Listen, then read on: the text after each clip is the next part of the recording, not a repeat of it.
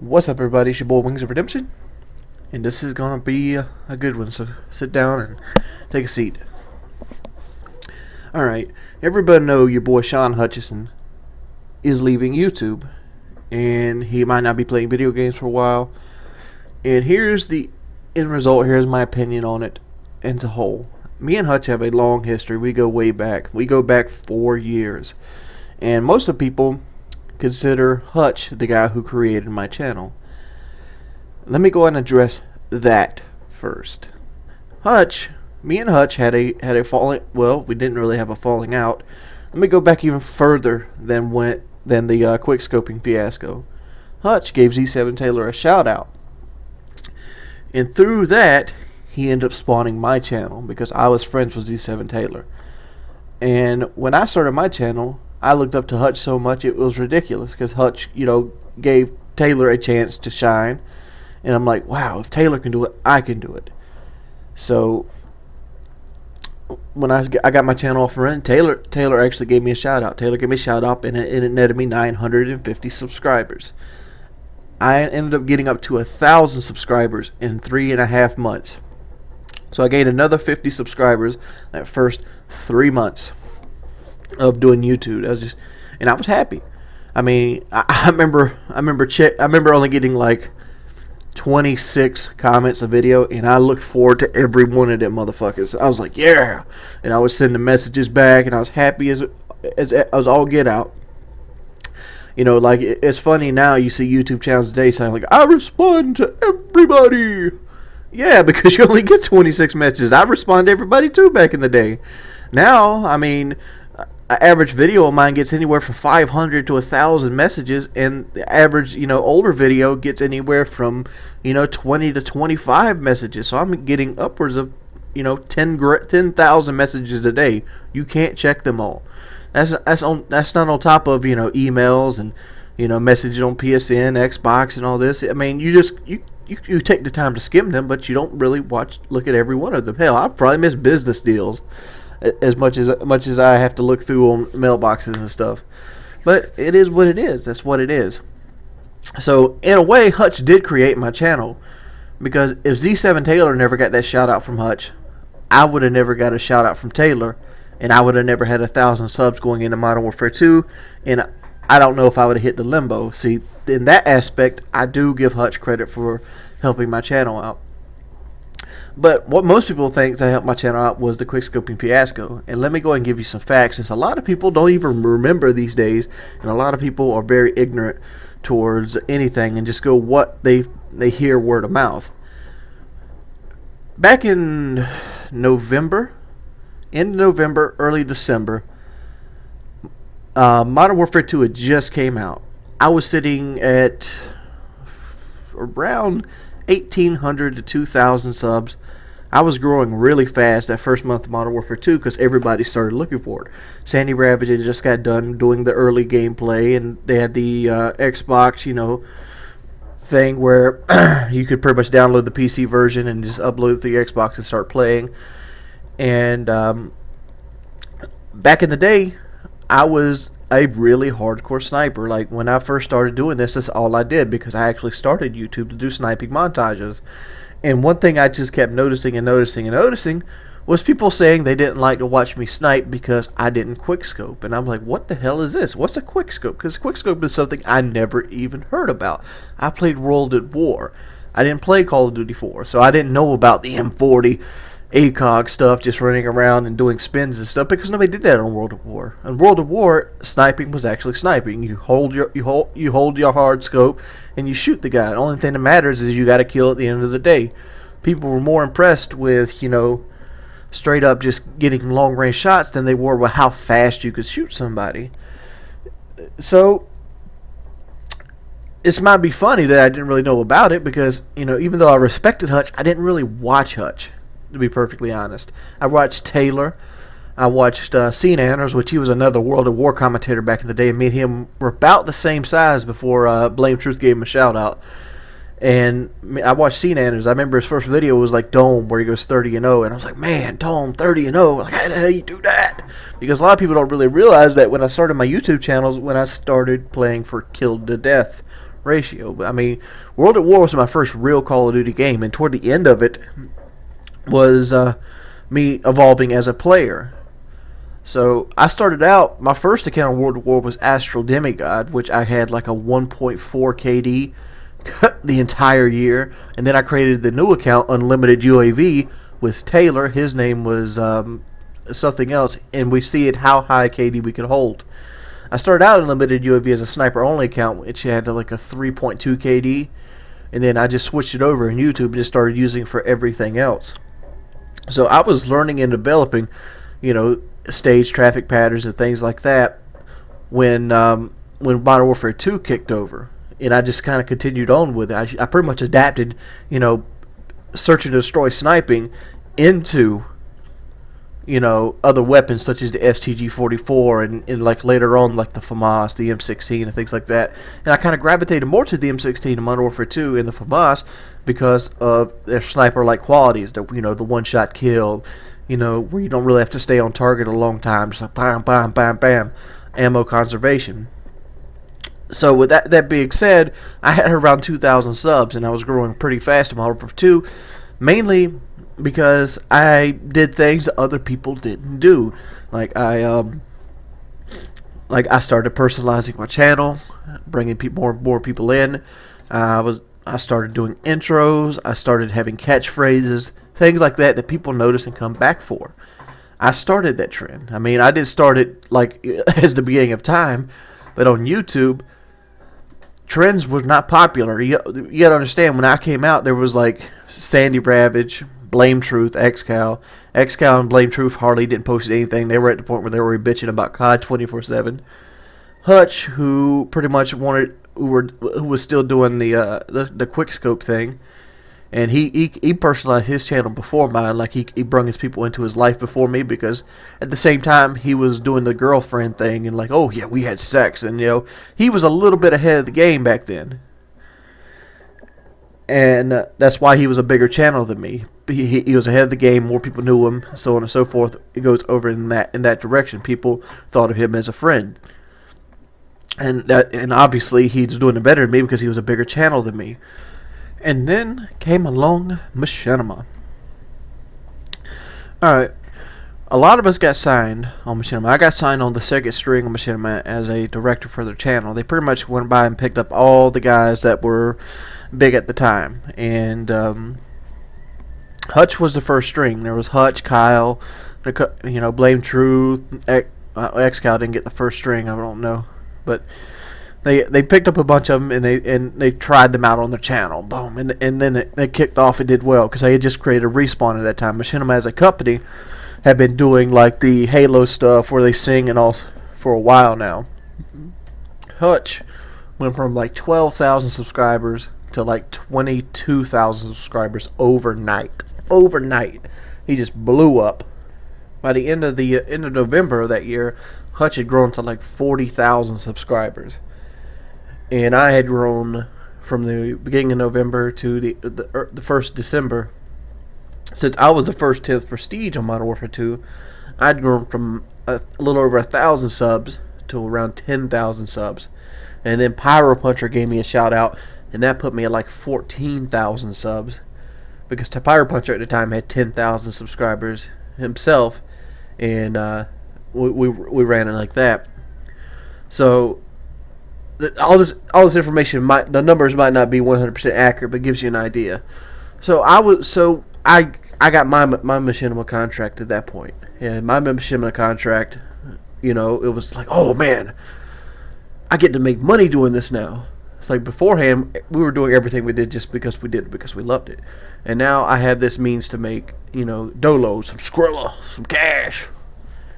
My review, but so I was very excited about it. So we started posting on the Machinima, the Respawn channel, and I would watch every video that came up on Respawn. Couple reasons. One, I wanted to see what the standard was. I wanted to compare my videos to other people's videos, because at this time, this is the first time I actually cared what other people put out, because my video standard had to be on par with theirs, because I was under the impression that if you put something on Respawn, it had to be top notch. the pinnacle, the best stuff you can actually put out. So I saved Machinima videos to be the good stuff. Machinima videos were the Riot Shield nukes. Machinima videos were the dual nukes. Machinima videos were in that kind of ballpark, instead of the vice versa, which happened later on. So I'm watching and I see Hutch again. I'm like, oh, there's Hutch. He had a quick scoping video. It's like sniping tips with Hutch, and basically it was on terminal in an intervention. He ended up going 30-18.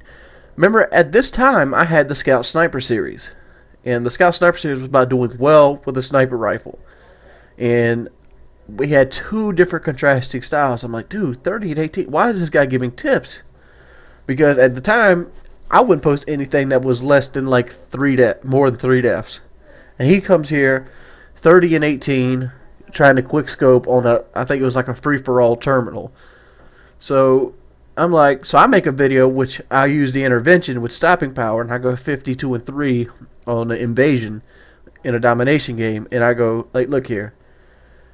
There's been a new video put out on Machinima, and if you follow me, please don't take those tips to heart, because they're really bad tips. And, from a really bad sniper. And that was my impression there, because that quickscoping bullshit was horrible. And it kind of reflected on it. You could have, I was holding a 3.5 KD with a Barrett cold-blooded versus Hutch holding barely over a 1 with an intervention stopping power.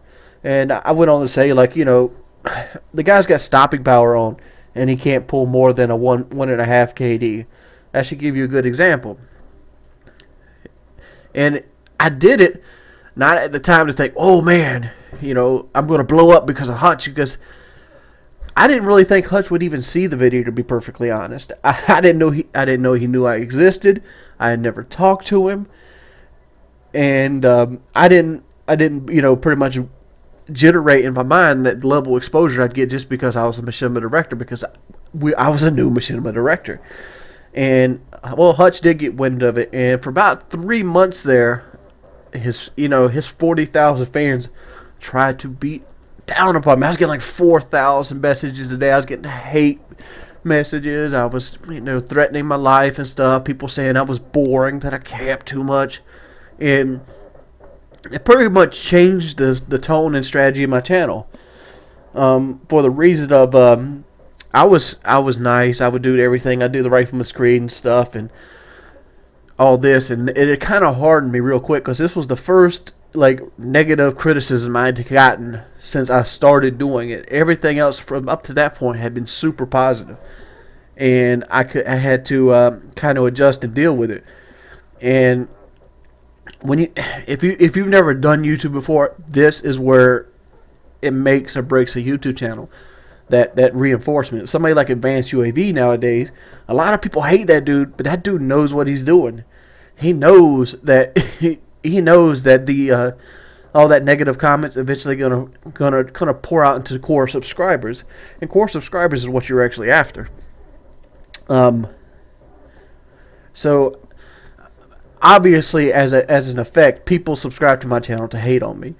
My channel jumped up probably 8,000 subscribers overnight, and my next 15 videos, dislikes, tore it out, can't much, that kind of comments. And instead of getting mad, what I did was I tried to put out 3 videos a day, and I tried to make them super impressive, because at the time I was the only guy putting out 3 videos a day. And I was the only guy when Machinima first started up to even bother posting on his own channel. And through all this, people that came to hate on my videos actually found out they started liking my videos.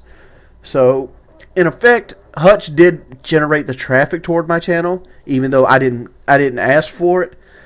I mean, because I never really thought that, boom, I'm going to get all these subscribers off Hutch. You didn't think about that days, because the money wasn't I hadn't even got paid at that point. The first paycheck hadn't even hit the damn mailbox. Shoot, we didn't get paid for the first 6 or 7 months. I didn't get paid till the middle of next year. before, so money wasn't even a concern back then. And what ended up happening is I just started like, look here, you want to come to my channel and hate? Welcome to my channel. Here's what I'm about. Here's what I do. I hope you're entertained. That's the impression I took. And then Optic started in on me, which Optic is one I actually give most credit to, because I actually gained more subscribers from the Optic thing than I ever did from Hutch. Optic started backing Hutch, so I got into the whole, look here, here's a gameplay video.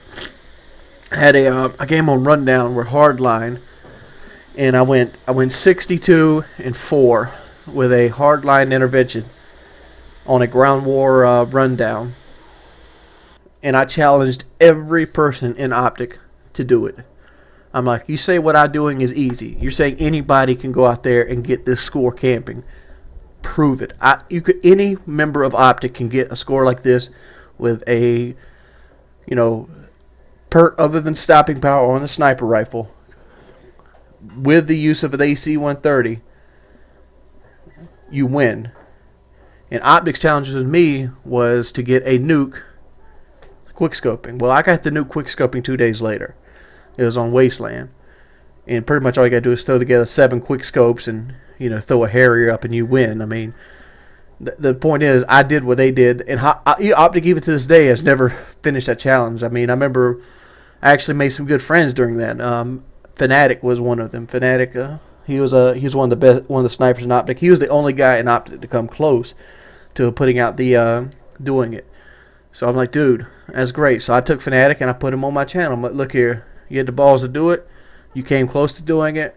Here, do this. Come to my channel and do this. And he did like a headquarters gameplay with the AK-47, and that was that's how I met Fanatic. But back to Hutch. After that, me and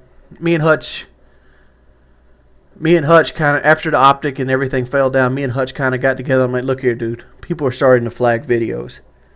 And me and you both know, if they start flagging my videos, they're going to start flagging your videos. Because at that time, I'd built a core subscriber base. It was like Team Wings versus Team Hutch.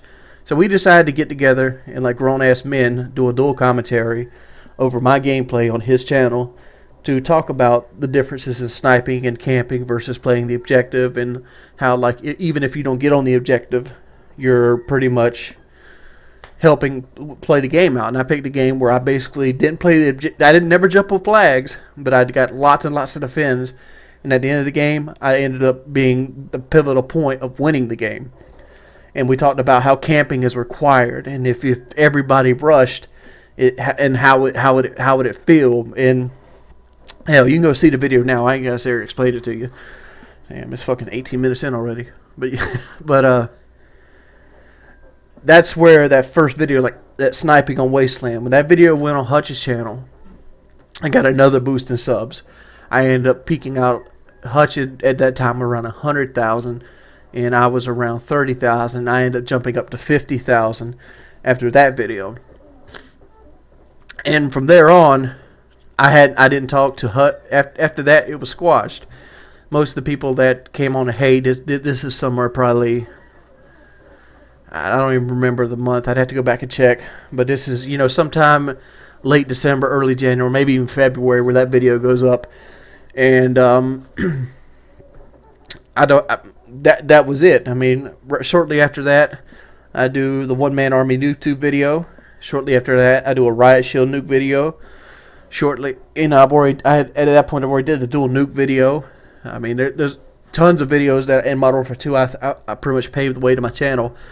And I ended up getting 100,000 subscribers a year later, into December of the next year, and that's when Black Ops was coming out. And Black Ops is when I really blew up, because at Black Ops I went from 100,000 to 300,000, mainly because of my style and different things I was doing in Black Ops.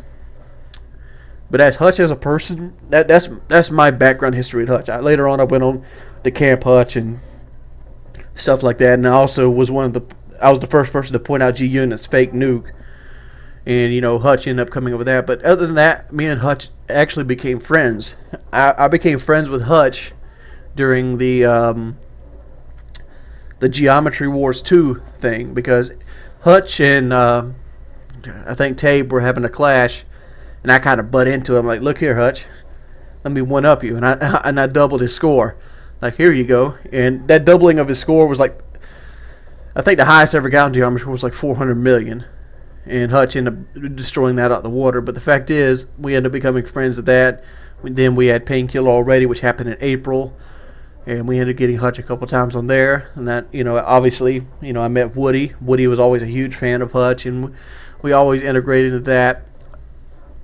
Hutch as a person Hutch is one of those guys that I respect, because he is the same person in a commentary as he is out of a commentary. You're not getting a two-sided thing, and there's a lot of people that do this shit that is very two-sided.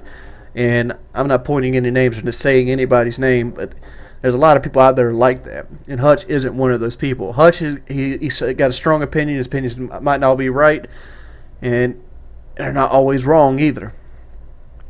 But I don't really know what else to say. What do I feel like Hutch leaving? I feel like if he has an exit strategy and it's working for him, go for it. I mean, I wish I was at this stage. I wish I had an exit strategy. I mean, because this YouTube game, we don't make millions of dollars. A lot of people have this like minor conception that we make, millions upon millions upon millions of dollars. Some of us might, but like a channel my size, I make enough to not go get a real job, but I don't make enough to warrant putting in a pool. If that makes sense. But that's pretty much my history with Hutch, and what I feel about him, about leaving. I feel like he's a puppy.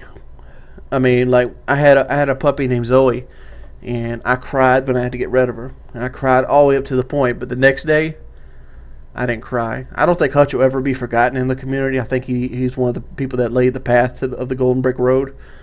But I don't think him leaving the community is going to be any kind of milestone. Like, it's going to be earth-shattering. Like, something's going to change. Because in theory, Hutch left the community 2.5 years ago when he pretty much signed on with Machinima.